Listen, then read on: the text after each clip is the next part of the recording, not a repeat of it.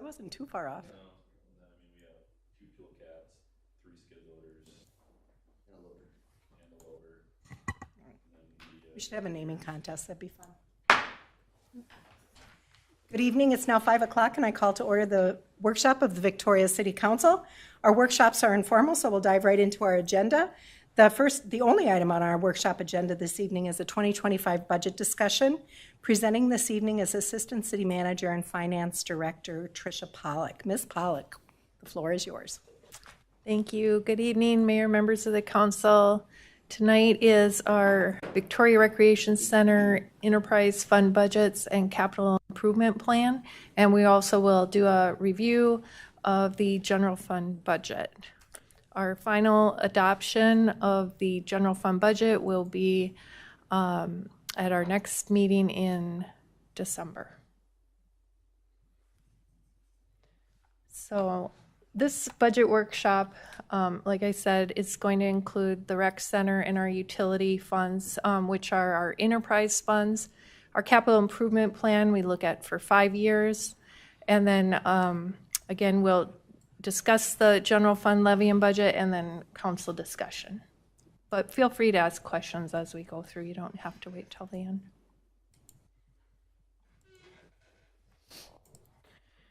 So staff project 1.2 million in revenue for 2025 in the rec center budget, with 72% of those revenues coming from the Eastern Carver County School District, either through the city and district lease contract or through reimbursement for staffing and maintenance costs. The remaining 28% of the revenues are generated from memberships and facility rentals, and the revenues are 18.7% higher than in 2024, mainly due to an increase in the rentals and the memberships. And the programs are also slightly increased, and the interest earnings. Operating expenses for 25 are projected to be $793,000, which is pretty flat with 2024. 23% of the expenses, which is $340,000, is for debt service on the facility, which will be paid off in 2032 and also coincides with the lease income from the school district. There is $57,000 in planned capital outlay, which includes replacing carpet and flooring in the rec center and refinishing of the gym floor. These investments will help address the many comments the city received in our park system survey about the rec center space feeling tired and looking dark and outdated. Any questions about the rec center before we move on to utilities? Council, questions, comments? No. Very good, carry on. Okay. So before diving into the enterprise fund budgets, I want to present some rate information for our utility funds. I will be proposing some rate increases for our sewer rates and the stormwater rate, and will provide more detail within those budget discussions. But this chart will show you where Victoria lands in comparison to its market cities' monthly utility bills. All rates are based off of a 6,000 gallon per month usage, which is considered to be average for a household. Bless you. Victoria's household that uses 6,000 gallons of water would go from $72.07 a month to $75.82 per month, an increase of $3.75 a month. So the proposed, as you see, puts us kind of right there, smack dab in the middle. And this is a more detailed look at the sewer rates alone.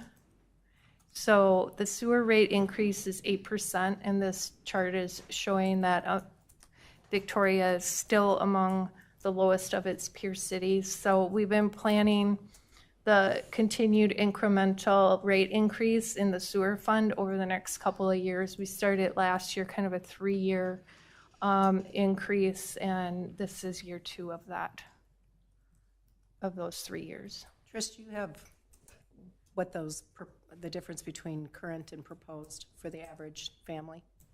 So on this chart, this would show what it would include for the entire bill. So the $72.07 is what you would be paying now with that average 6,000 gallons. So the sewer would also be 6,000 gallons based off of this projection. Okay, so that's $76. So $75.82 per month is what we would be proposing, which is $3.75. For both water and sewer. Yeah, we're not proposing an increase to the water rates, Okay, just the sewer and the stormwater. got it. Thank you. Oops. So here's a look at the stormwater rates comparison, and that would be an 8% increase as well. This chart shows that we would be in the upper end of the rates for stormwater. With that being said, we have expanded our stormwater department in the past year and have been making great progress with stormwater maintenance projects, and we anticipate this will continue with all of the MS4 permitting requirements.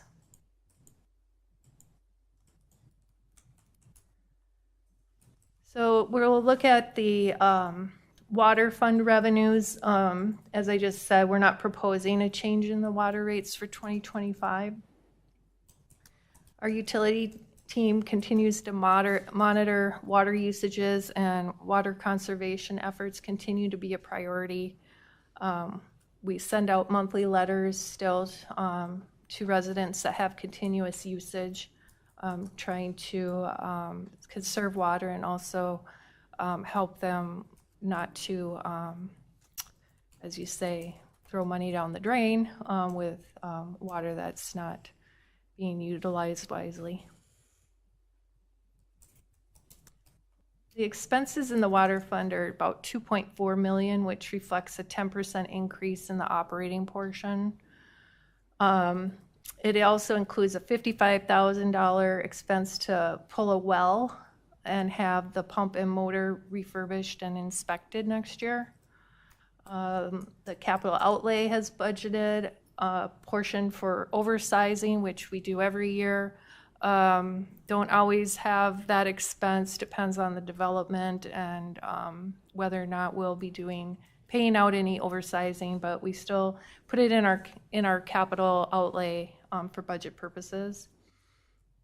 Then we also have a water treatment plant water filter, which was previously budgeted for in '24, but we're carrying it over.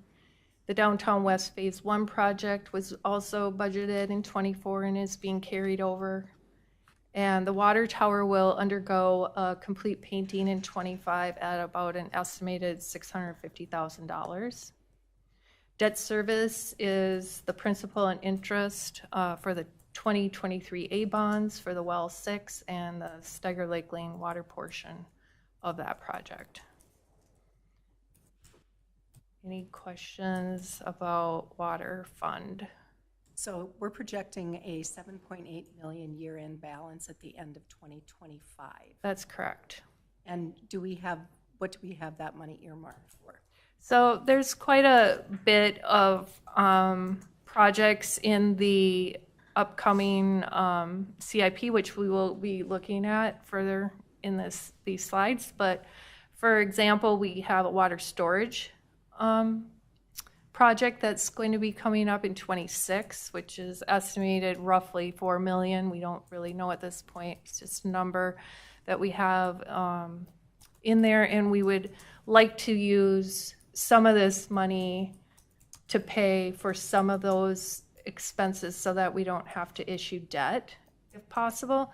And also there are some water projects that will be coming up with these road projects that Kara is working on getting some numbers for, and so we want to keep our cash flow at a point where we'd be able to pay cash for that instead of issuing more debt.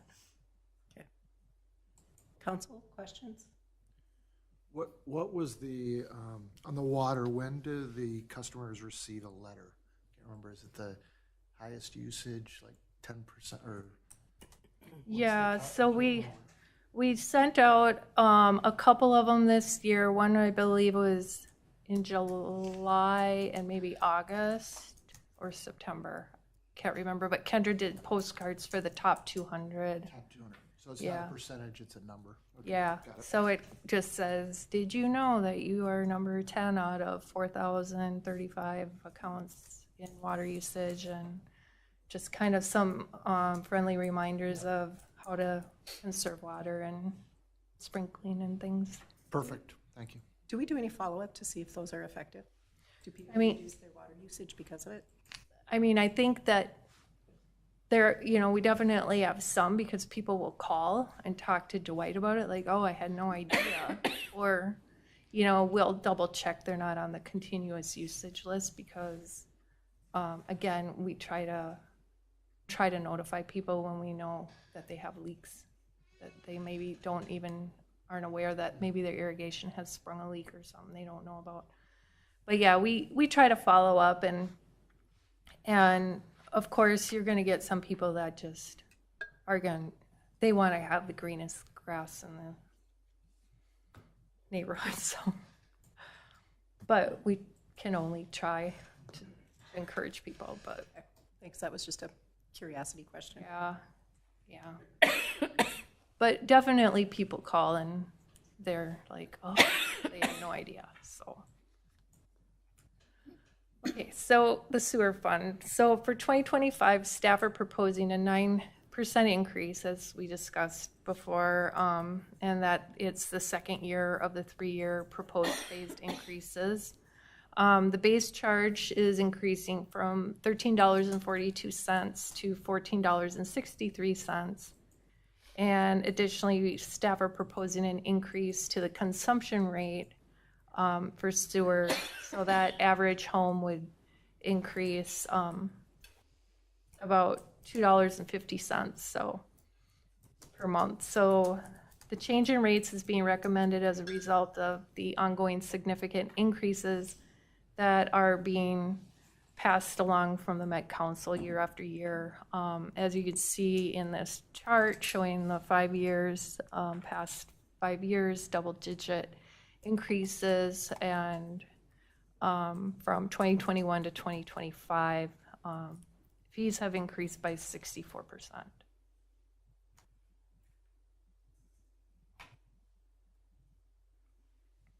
On the expense side, overall, there's an 8% increase, which includes a 14.6% increase from the Met Council. This chart shows down the breakdown of those expenses. Capital outlay includes the sewer truck outfitting with a crane. So we purchased the sewer truck this year. Unfortunately, they were 12 months out on getting it outfitted, so we've had the chassis sitting there, and this budget is carryover from 2024 for the portion to outfit the truck. Do we suspect that we'll be ready to go in 25? We've got some good confirmation from our vendor. Thank you. We have Brady in the audience nodding his head for those who are watching at home. Yeah. The County Road 11 and Highway 511 Downtown West utilities and the Downtown West Phase 1 are projects that are also getting completed with the road projects. Debt service is for the 2021 bonds for the South Area project and the more recent 2023 A bonds for that Steiger Lake Lane West project. Any questions about sewer? Yeah, does the Met Council have any justification for their 60% increase over the last, what was it, 4 years, 5 years? Well, some of it has to do with growth, obviously, and, we are billing more people, so that does, substantiate some of the increases. However, the way that they determine their rates too, it's by area. So the more area that Victoria takes up, the more area percentage that we're getting billed for. and number of connections. So, I mean, it's kind of a multiple things, but they do have a meeting that we attend every year that explains, you know, their costs going up and percentages. You know, they have a lot of the same struggles that we deal with just the costs of the infrastructure costs and the, you know, labor costs. So kind of the same thing as we're all challenged with. Thank you. So 2025 in the Stormwater Fund, staff are proposing an 8% increase, which is 95 cents per month, which is consistent with what we have been doing historically. There's no capital outlay planned for next year, and we're projecting a year-end fund balance of about 1.9 million.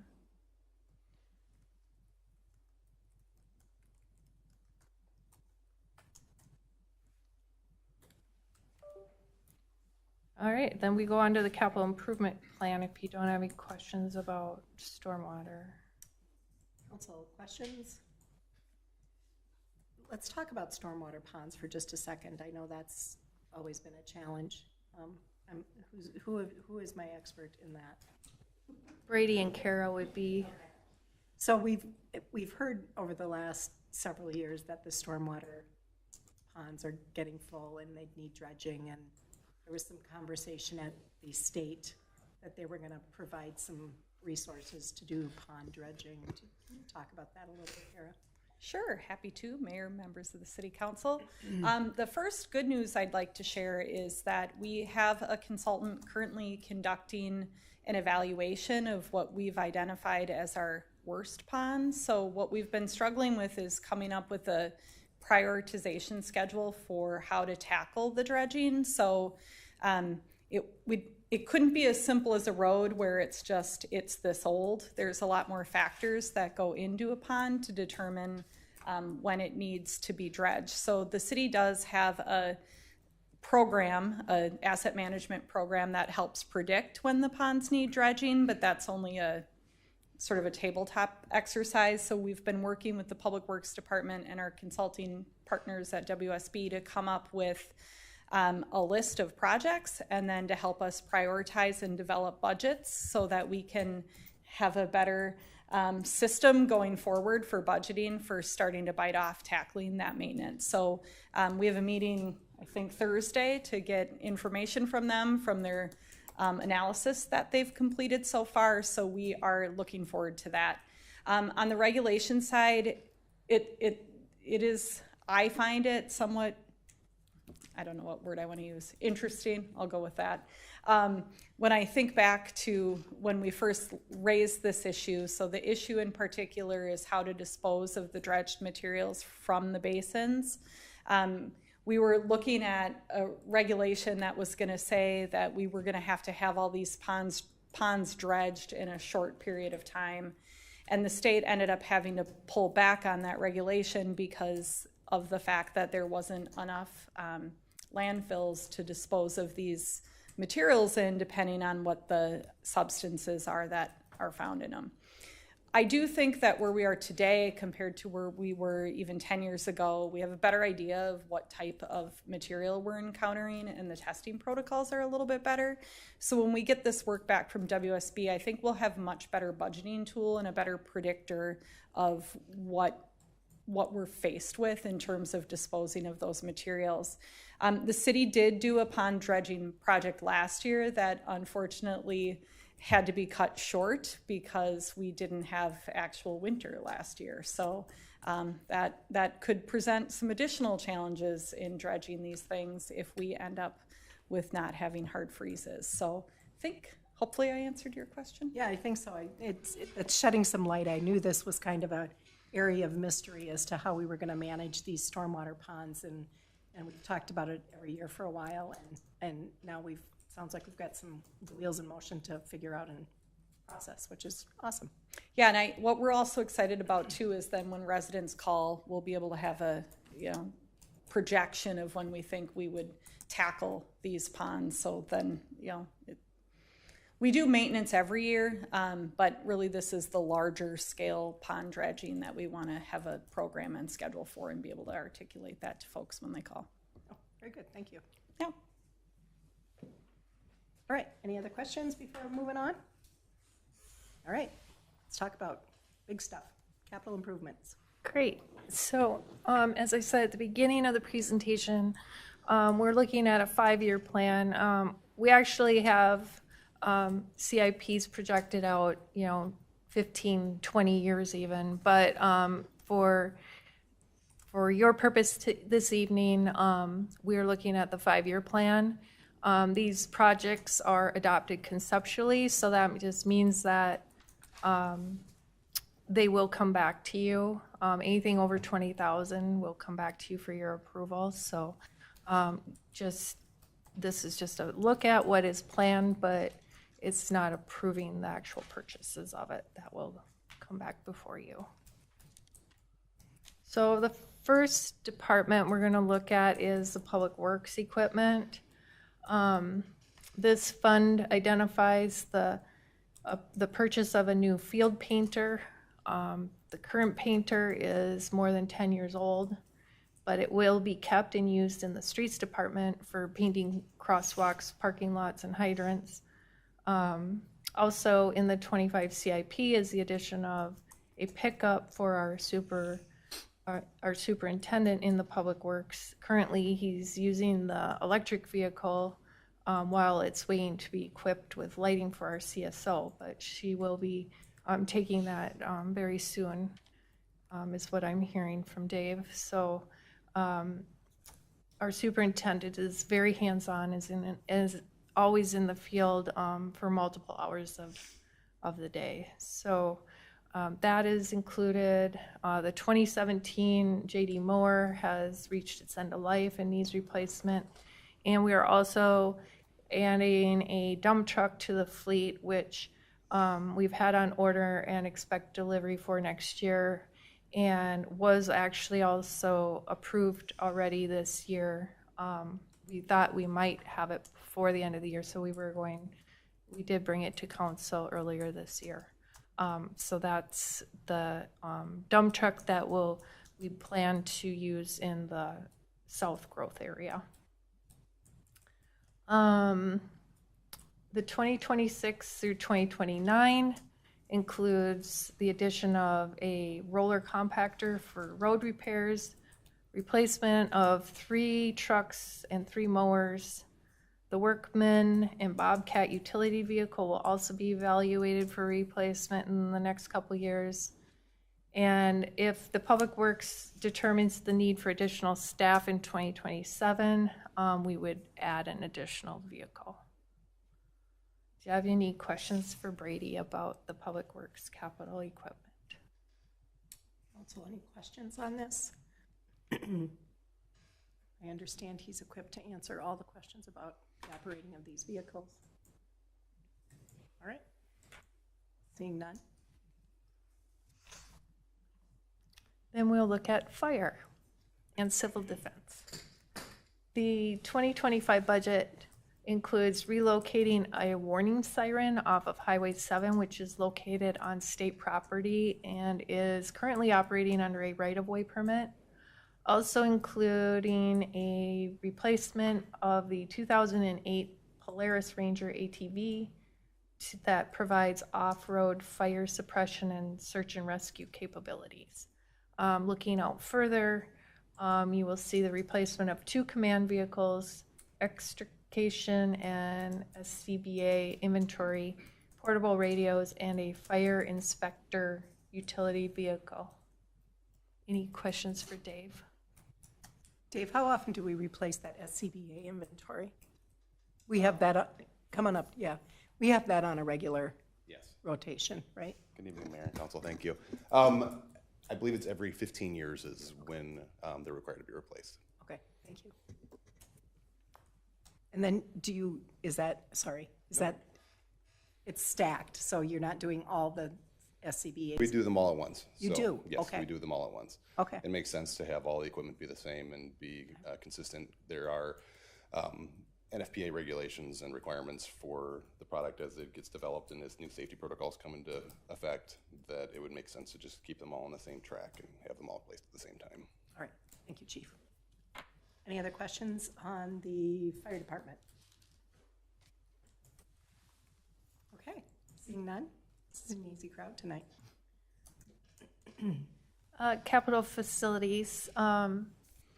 The 2025 Capital Facilities Fund includes funding for the new fire station. As you know, there'll be a public hearing for the bonding for the construction at this evening's regular meeting. The 5-year CIP also identifies about $500,000 for renovations to the public workshop, which would provide more adequate work, break, office, and locker room space for that team. And also a vehicle for the facilities maintenance employee in 2028. Any questions about facilities? Just if we could have a brief overview of what the $550,000 covers. Is that, that there was talk that to expand the public works, it would be maybe an addition on the east side of it. Is this that, or is this just reconfiguring the existing space? Yeah, Councilmember Evansky, this is not the addition to the east end. This is a renovation of the current shop. And it does not include any new square footage? It does not. It is, I believe there was going to be a little, Dana can answer that again. Yeah. I think there is a little bit in the front of the Sorry, building. listen to have the answer. Thank you, Mayor, members of the council. So this $550,000 has not been updated in several years, so we probably need to, if this is something that we're going to do, we probably need to look more closely at a better number. But it does include a small bump out of where the current, I'll call it break room area is, just to provide some more square footage for the team to move around. This certainly would be more of a short to midterm fix. And if we decide once we vacate the current fire station and move fire operations and public safety into the new fire station, the plan currently has been to backfill with some of the public works functions, primarily utilities, into the current fire station. So that would free up some staff and configurations. We've been holding off on really getting that number a little bit more finite until we had a better understanding of what we were going to be moving and what that space would look like at the current fire station with the public works moving into that. But regardless of what happens, there probably will still need to be some renovation done, because the space, the locker room space, the restroom space, the meeting room space, and the lunchroom space are all pretty tight right now, even if you divided the utilities out of there. Thank you. Thank you. All right, any other questions? Seeing none, we can move on. Okay, so the 2025 Information Technology Fund identifies purchases for routine switch additions, a server replacement, and security cameras for the facilities. These replacements are done on a rotational basis with annual incremental replacements in order to keep equipment up to date without needing to replace them all in a single year. The 26 through 29 years include audio-visual replacement, firewall switch replacements, fiber connections, and more security cameras. Any questions about IT? This is a nice demonstration of our commitment to that IT fund. I know we've been talking about that for a long time, that's some of our, that's infrastructure that's newly added to our CIP. So, thank you. It's good. The Parks and Trails Fund does not have any planned capital expenditures for next year. The expansion of Bayfront Plaza and a new park in the South Growth area are currently planned for 2026 and 2027. No specific plans for those projects have yet been identified, but would be an area of focus for staff and the Park and Rec Committee next year. The Holy Family tennis courts and the trail will need some maintenance done in 28 and 29. Any questions about parks and trails? Maybe I missed it, excuse me. What was the plan for Bayfront Plaza? Like some of the details around improvements or? Yeah, Ms. Hardy, are you taking that one? I can start. Thank you, Mayor, members of the council. So I think initially the plan had been to look at kind of the seating area in is on the hillside to see if there was some additional terracing or additional things that we could do. There were also some ideas. People affectionately refer to it as the sandbox, or we'll just call it the sandbox, a little bit off to the side there. So trying to see if there is better use or purpose for that area as well, and then making a stronger connection from the plaza across the trail to that area. So there have been some ideas floated around, but I think additional work needs to be done to really understand what the community is looking for out of that space. I was going to say, I think it's a great idea to get community feedback on that, because that continues to be a great gathering place. And so whatever we can do to keep it up and listen to what the public wants, I think that's great. Agree. Okay. So in the Water Enterprise Fund, we spoke earlier about those capital items during that budget discussion.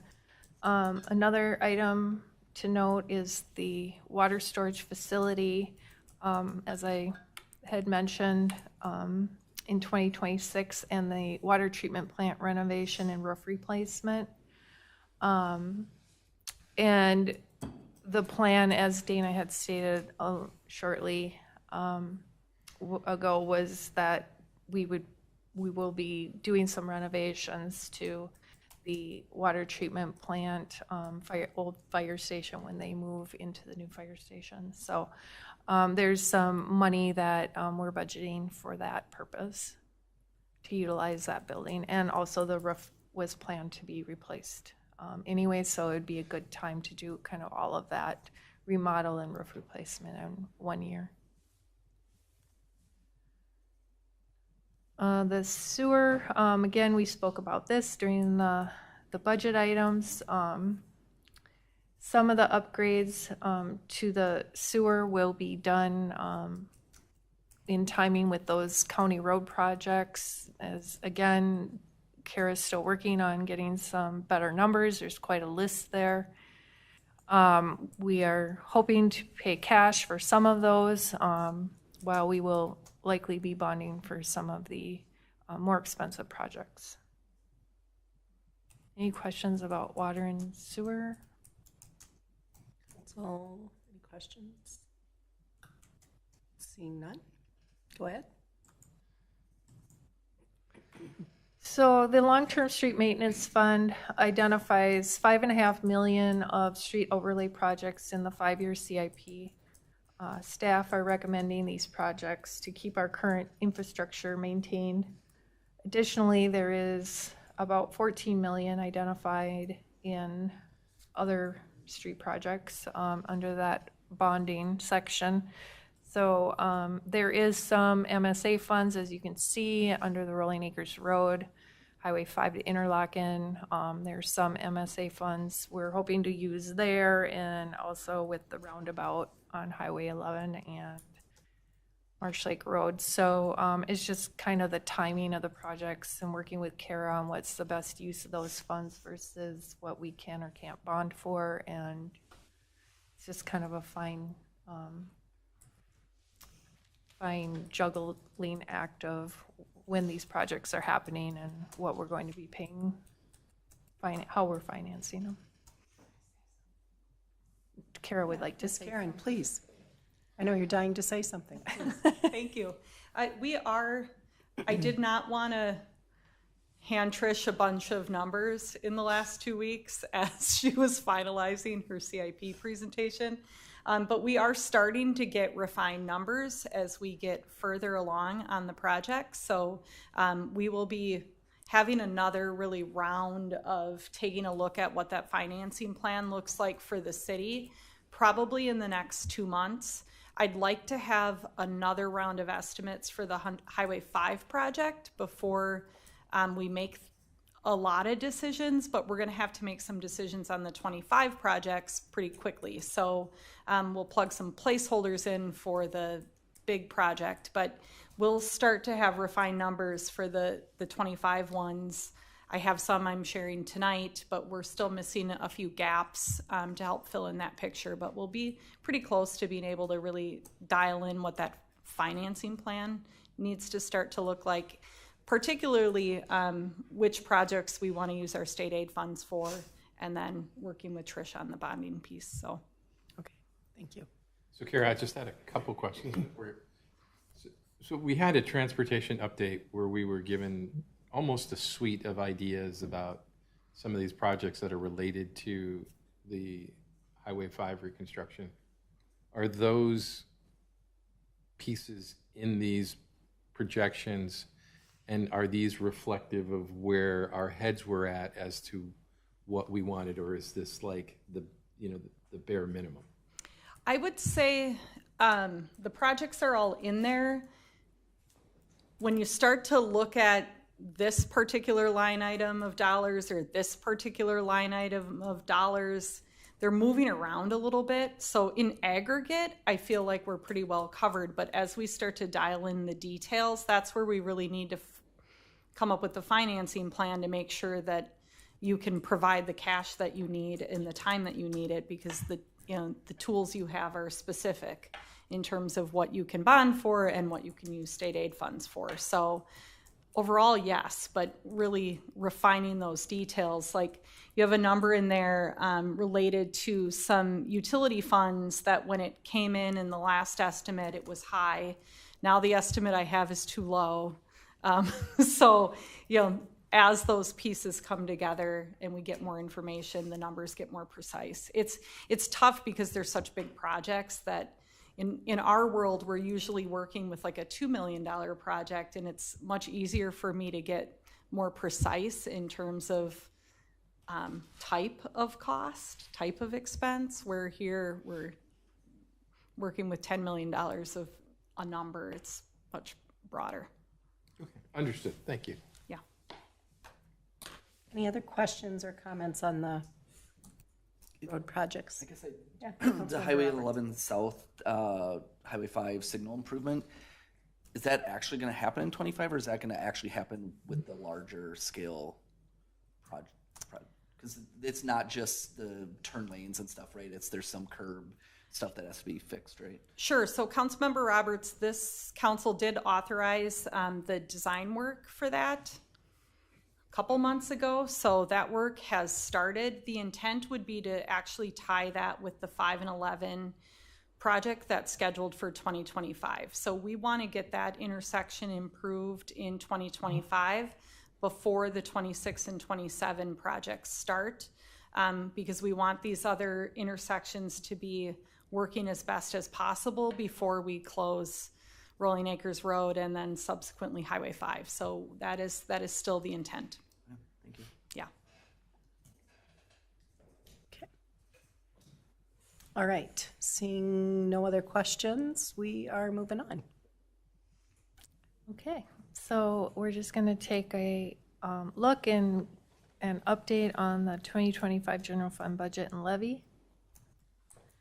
Some budget pressures for 25, obviously what we just discussed, the street maintenance fund and the overlays, and the large transfers that we are taking from the general fund and putting into that fund. Also health insurance premiums. We have decided to change carriers. We were looking at over a 20% increase on our health premiums. So by switching carriers, we are able to get it down to an estimated overall increase of 8%. Our open enrollment begins tomorrow. So once that closes, we'll be able to get a better feel of what our actual premiums will be for next year. And we will be able to hopefully make some adjustments before we have you adopt the final budget and levy at the December 9th meeting. The compost site continues to be a budget pressure with the increasing amount of compost that's coming to the site that are and many that aren't residents of the city of Victoria. There are also contractors dumping large amounts of leaves and branches, trees, and now most recently people dropping off non-compostable items such as cement blocks. We're currently 60% over budget for this year, and we will likely have a challenge keeping costs under budget for 25. I have a short video of Mauricio, one of our public works employees who takes care of our compost site and of just one weekend of composting. Good morning. So every Friday we push it all the way down and so people have a space to throw their jar waste. But every Monday, this is pretty much where we deal with is a lot. So it's leaves, branches, all kind of stuff. So you can have a little idea what's going on here in the old shop.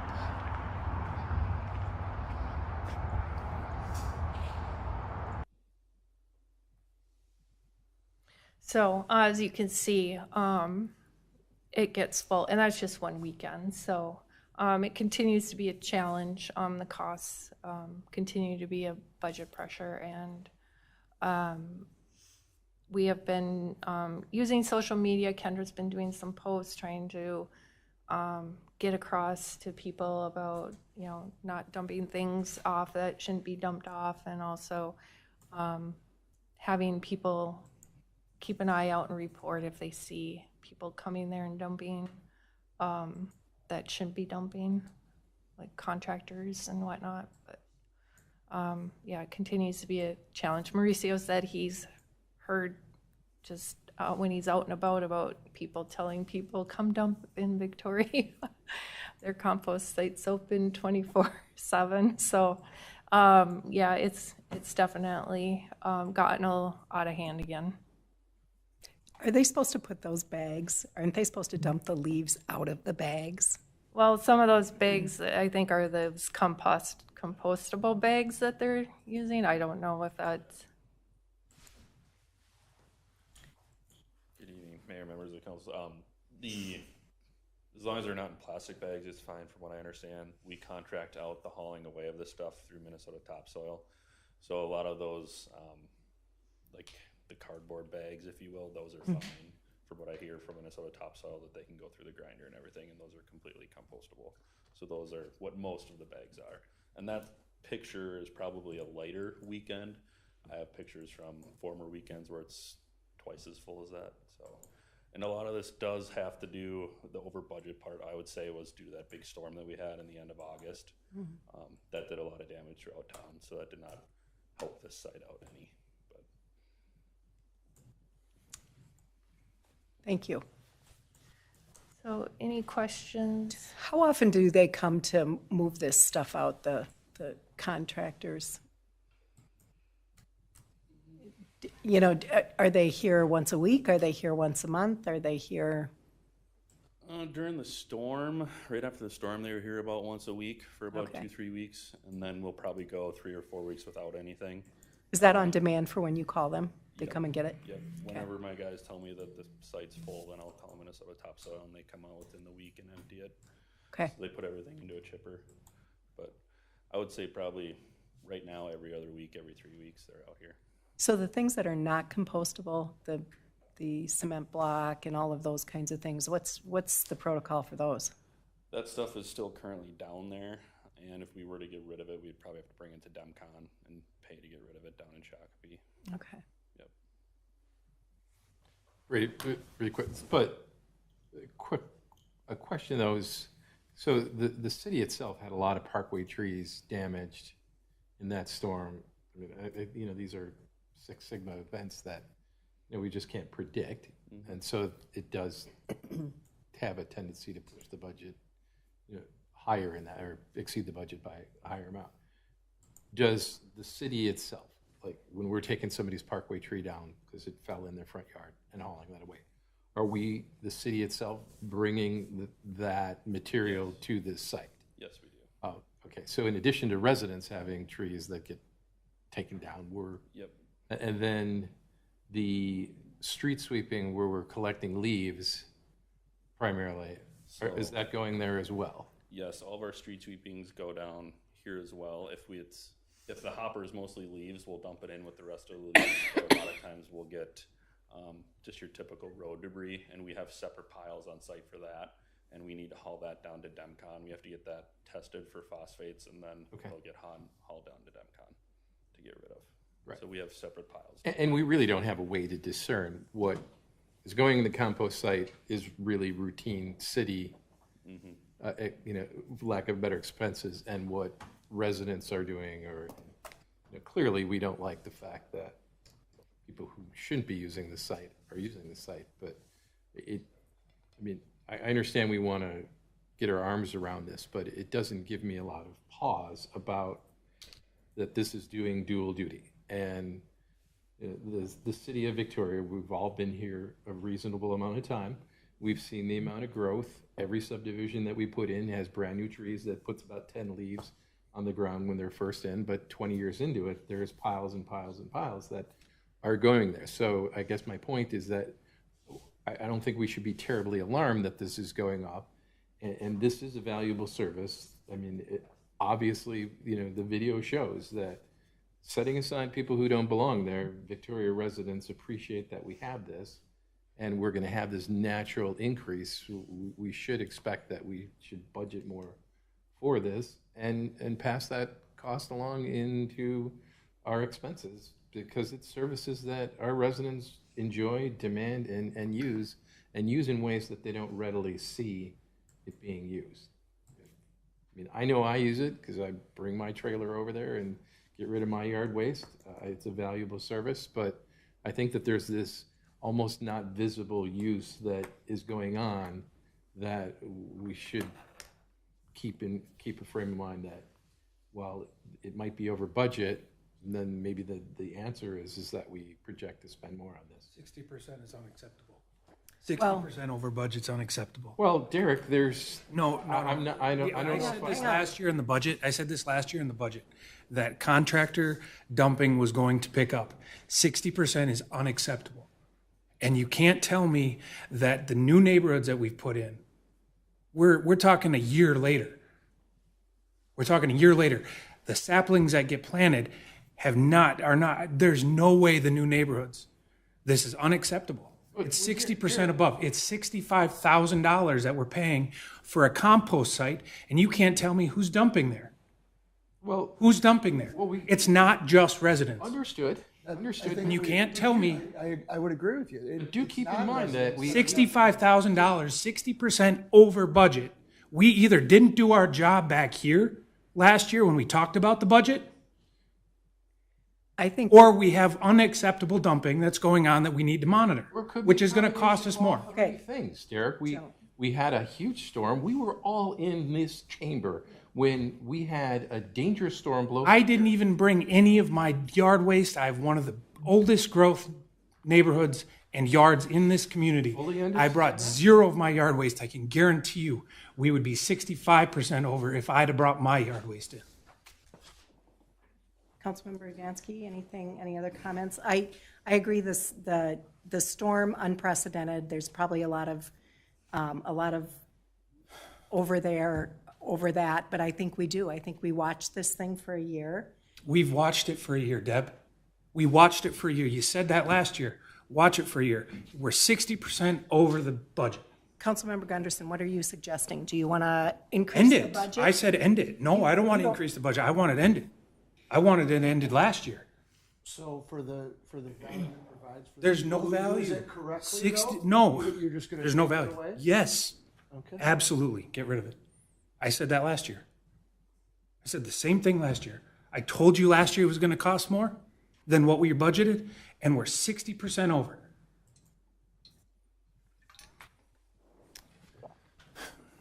Yeah. Well, I think we're just gonna, probably have to disagree about what we see it. We just heard from our Public Works Director that the city itself is a, air quote, customer of that site. So what's getting dumped there is from our ordinary course of running the business, and then our tracking of it, of what it's costing, is a number that's over budget. And I still submit that trees grow every single year. So we've been plunking subdivisions online, and they are increasing the demands that Public Works is having to clean up. It's evident. Trees aren't growing 60% at a year. But again, I agree that they're not growing 60% a year. And I do agree that we probably have some misuse of it. So maybe there's a way that we need to start looking at, are there ways that we can try to control the inappropriate use of this? So one of the things that we had done in previous years, and we've had this conversation before about closing this compost site. We've closed it before, and we had to reopen it because the residents really, really, really wanted this compost site. So we closed it, we opened it back up, and now we're at the point again where we're seeing problematic use of this site. My suggestion, understanding that this is a service that our residents want. They've been very clear about that. So understanding that, I would love to look into some ways, and maybe we can learn something from our neighbors who also host compost sites. How do they keep the dumping out? Can we put a camera on this? I know one year we had some folks, they open and close the gates, and we had some folks making sure that they belonged here and could do that. Ms. Hardy, you have something to add? Yeah, thank you, Mayor, members of the council. And just to kind of build on where you're going with that, I think one of the things that's changed from our last conversation about kind of controlling that site, right? So whether that's through gating it or staffing it or having some other cameras on site, one of the things that has changed since our last conversation has been that we made a decision to convert the old Public Works facility parking lot into public parking. And so that really took off the table the gating. That would have been a very easy thing for us to do, and I think would have solved a lot of problems, although you'd still have some of the staffing things of when do you lock the gate, when do you, all of those things. We do have cameras on site now that are working, so we are able to see that there are most certainly contract vehicles that are dumping things on that site. Should we implement some kind of a fine? That is actually something that we are talking with the sheriff's office on. It would be difficult for us to do that through our city ordinance codes because our city attorney would tell you that that's an administrative citation, and as a Plan B city, we don't have explicit authority to do that. But if we're looking under kind of the statutes that law enforcement uses, there may be some options for us to do that, but we would have to partner with the sheriff's office to do that. So that is an option that we're looking at. Another option to consider would be to going back to limited weekends or finding a way to use temporary or seasonal staff to help with you could have somebody check driver's license, utility bills, that thing. So you would have the site open, but without being able to gate it, you probably would still have some challenges. In previous years, we've also used volunteer groups, but that was not for a long term where it's open just throughout the entire season. When we had specific weekends, we did have some groups of individuals that the service was important to them. They wanted to do their part and volunteer so it could stay. And then we also had the Boy Scout troops help with that. But I think that would be unduly burdensome if we were going to say we needed that every day for an entire season. So there are some things, I don't think there's a silver bullet for us in terms of a magical answer. I think it's going to continue to be a challenge no matter what we decide, if we decide to keep that open. Councilmember Roberts, please. Do we or are we able to talk to our different neighborhoods and find out how many of them have compost pickup versus don't? I'd be curious to know the percentage of the city that already has compost, right? Like, and I get, my neighborhood has compost pickup as part of our HOA. But, with the storm, people still, even though we had compost pickup, you had too much, so you had to bring it to the site. I'd be curious to know, like, because it feels a little bit of like the haves and the have-nots, right? Like maybe certain neighborhoods have not using it, but people who really need it, if we take it away from them, it's going to be a burden on them. And then my other point, so there was a time where there was some discussion a few years ago, right? We had interest in someone buying this site. So did we have a plan? Was it just we're not going to have a compost site, or did we have a plan for a different location? And I'm just curious, would that location be more secure and able to watch it better, I guess? Yeah, Ms. Hardy, please. Thank you, Mayor, members of the council. Excellent questions. So I'll start with the question that you just asked. Our plan had been to relocate to our current Public Works facility. So the challenge with doing that is access in and out. So during the day, we have big vehicles, and on weekends, and then with let's say a storm event, we're worried about stacking. So there are certainly some things that we need to do in terms of circulation on the site and making sure that people and the public and our employees can safely get in and out of the site itself. So behind our site, our current site, where the building is, there's a little bit of a ridge, and then there's several acres back there. The idea had been to look at relocating the site over onto that area, but it would need grading, circulation improvements, and so we never got to the step of actually budgeting for that. But that could certainly be something that we look into in the future, because yes, there had been people who were interested in either leasing or purchasing the old Public Works facility from us. And so it is possible that you all might make a decision now with the fire station new build and with the fire station operations moving into the new fire station, the cold storage, a lot of what's being stored on that site could be in with our current Public Works facility and what the current fire station is. So that would give you more flexibility to make decisions long-term about the use of that site, including that building, and would force the decision to relocate. I feel like there's a couple of things here that I think make sense. I think we do want to monitor the cameras and find out if there are some kind of enforcement that we can partner with on either our community service officer or the sheriff's department. We want to enforce that. We want to make sure that the people who are dumping that shouldn't be dumping, stop it. Because we have so much use on this, and it's apparent here that this thing is being used, I don't think I am in favor of closing this down personally right now.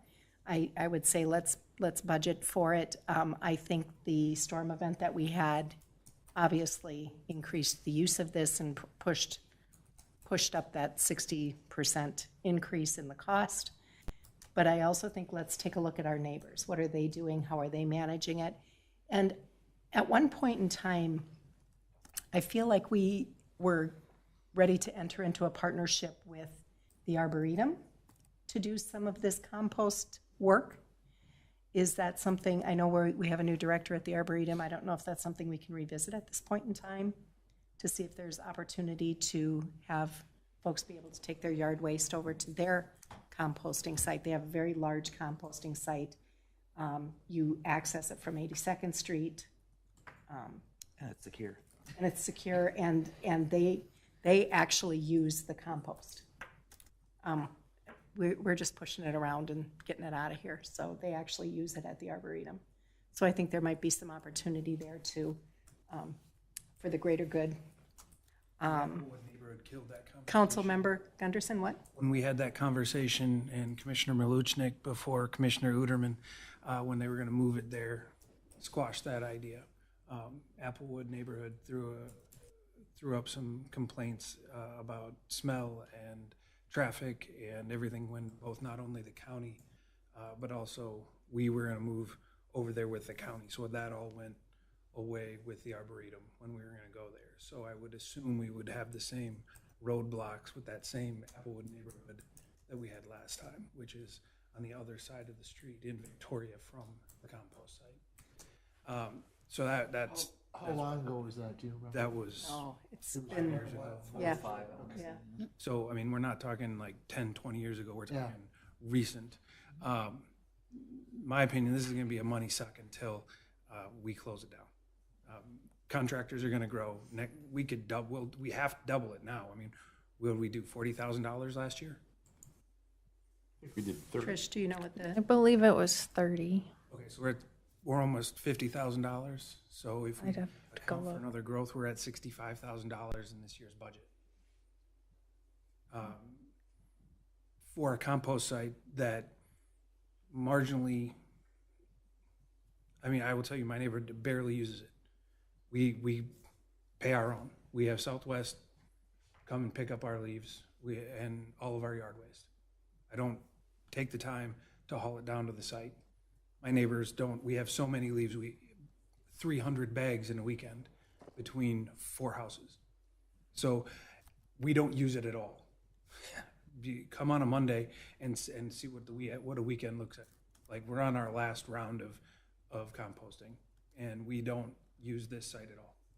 So if we do start using this, that number will grow. If I got rid of Southwest, I picked up Southwest when we canceled it the first time, because it was a money suck then. And then we only did $15,000. We're not even 8 years down the road, and we're $50,000 more. We haven't grown that much. Neighborhoods haven't aged that much at all. I can tell you right now that next year you're gonna be looking at more money if there's no way to control it, unless you have somebody there 24/7 monitoring an open site, which will cost us $100,000 in staff. So this is a money suck to no end until we figure something out, how to either close it and open it out just on a weekend, or close it outright and just say, go to whomever your compost provider is with your garbage. Those are the options. And that's the reality.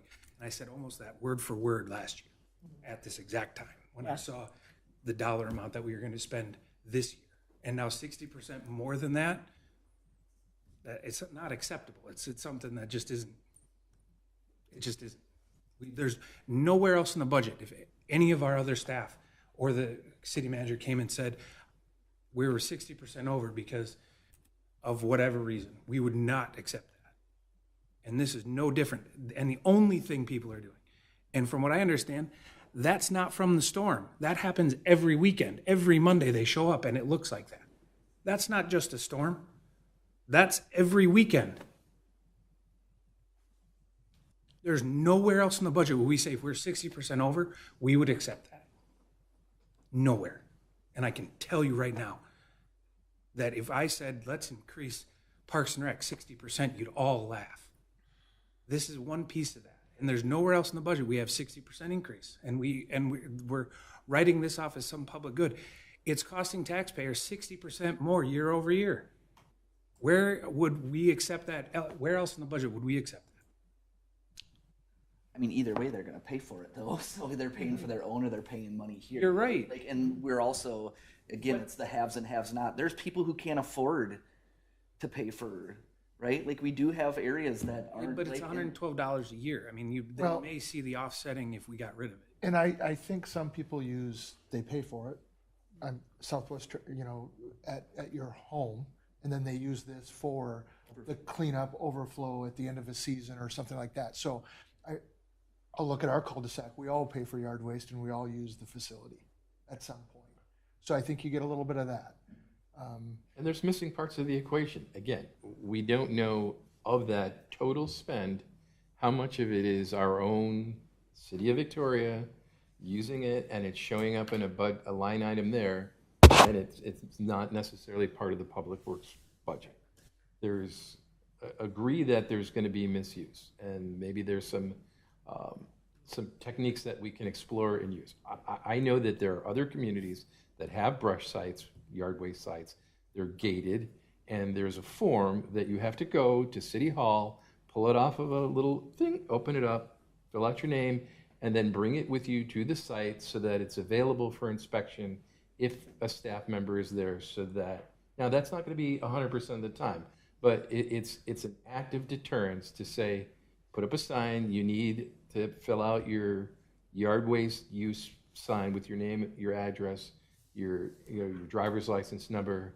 And if somebody comes up to you, a Public Works employee, says, do you have the form? No, I don't. Are you a resident? No, I'm not. You don't belong here. Those kind of deterrents. Now, granted, the model that I'm talking about also has a gate. It closes, it's open during daylight hours and it closes at night to keep people from running in there after hours and dumping things from, like a yard cleanup contractor who's saying, I can just use the City of Victoria site and not bring it to my own site. I think there's a couple of things. I think there's several things that we can check on, and one of those being best practices from other communities. And this problem is going to go away when we move our cold storage out of here, because we will do something different with this site. It will become something different. And I'd like to revisit the Arboretum thing and see if that is an opportunity for folks who want to do their own yard work, recycle their own compost, and that's right down the road. That's within 3 miles of us here. So, and there may be another part of the Arboretum that becomes more accessible when the County Road 18 project is done. Yes, very true. That could alleviate the I feel like this is something that's going to resolve itself in a couple of years. This will no longer be an appropriate site for dumping. And, if, to your point, Councilmember Evansky, if we, as the City of Victoria, had to figure out how to get rid of our yard waste and trees and compost and all of that stuff, that would be a line item added to our budget as well. So while I understand Councilmember Gunderson's concern over a 60% increase, I think I really do feel like that was a little bit of a anomaly for the year, and we should explore enforcement of not letting others dump. Other ideas that you'd like staff to explore? I know we did take a look at that several years ago. We did take a look, and all the trash haulers that service the city of Victoria also have compost available. So that is another option for our residents as well. Any other last thoughts on this before we move on? Oops. All right, Trish, please. Okay, so we are going to continue to keep our levy projections the same as the max tax right now, which is the 12.47% until after the open enrollment. And then we will reevaluate where we're at budget-wise. Because we'll always have that ability to lower the levy before that final certification on December 9th. So right now, again, the proposed levy increase would be a 1.94% increase in the tax rate, proposed final levy of $9 million. This chart just shows the breakdown of our levy and the portions of the levy that are driving the overall increase of the 12.47%. The operating expenditures have a minimal increase of 1.4%. As previously discussed, the city has many streets needs, including the $5.5 million in overlay projects, which shows here to be our largest stress on the levy. The facility CIP has a couple of projects planned over the next year, and an increase in revenue is primarily due to the increase in the number of budgeted new home permits. And an increase to the fund balance is necessary to align with our fund balance policy of at least 30% of the following year's operating expenditures. So staff is asking for feedback on the 5-year CIP and enterprise fund budgets for the rec center, water, sewer, and stormwater, and also feedback on the proposed general fund budget and levy. Very good. Thank you, Trish. Thank you so much. Okay, council, we kind of picked up discussion as we went along, but any last thoughts, questions, comments? What was the rec Councilmember center Wright. improvement? I think it was for resurfacing the gyms and then Yeah, the flooring. the floor, the gym resurfacing, and then the carpeting in like the lobby area and the what we used to call the daycare room. They have another name for it now, but that the blue room. Multi-purpose. Yeah. Because we already did like the office, some of the office furniture and stuff like that. And the painting and furniture, yeah, we did that this year. Got it. Okay, thank you. Yeah. Council, any other questions, comments? I just, I think the culmination of our discussions is that I feel like we're aligned in an agreement with where staff has made recommendations for us to take things into consideration, and it feels to me like we're on the right track, and we have a good process to go forward with. Yes. All right. Any final comments, questions? Otherwise, there are no further items for our workshop this evening, so I will entertain a motion to adjourn. Motion to adjourn? We have a motion. Can I get a second? Second? All in favor signify by saying aye. Aye. Aye. Any opposed? Motion carries. We stand adjourned. We will reconvene